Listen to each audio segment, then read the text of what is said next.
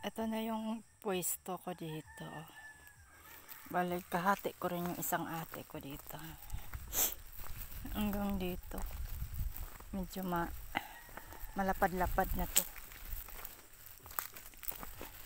Ko alam kung ilang meter to. Kasi malapad-lapad to.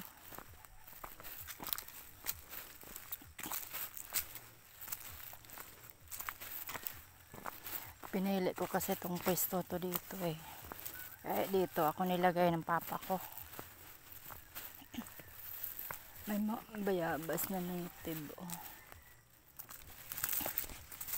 Kasi pag magkapera ako if one day gusto ko dito magbahay. Ang gandang pwesto kasi dito eh.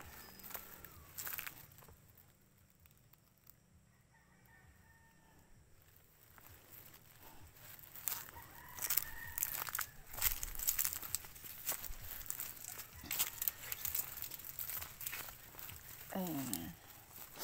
May pagpakayag pala dyan sa utlanan. Ito. Medyo malaki-laki din. Kapatagan.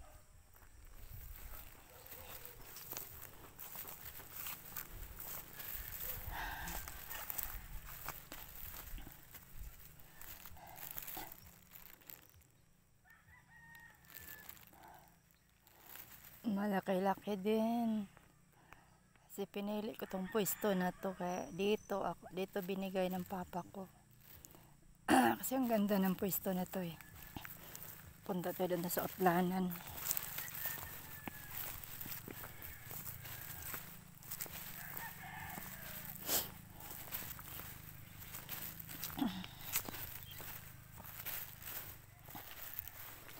One hectare yata to.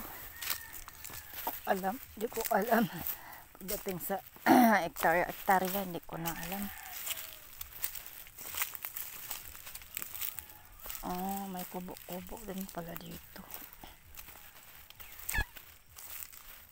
Sa utlanan.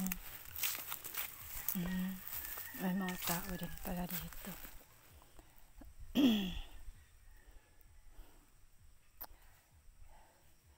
Ito yung utlanan guys, oh, mga kakahuyan. Mahogany.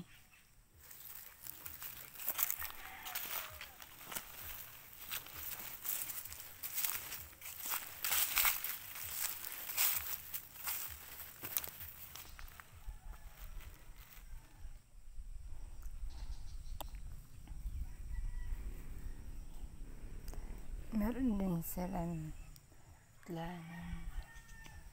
Yan ang utlanan dun sa baba. Dun pa sa baba. Medyo malapa din pala oh. Mula dun sa kulo hanggang dito. Malaki, malapad, yung gandang pwesto.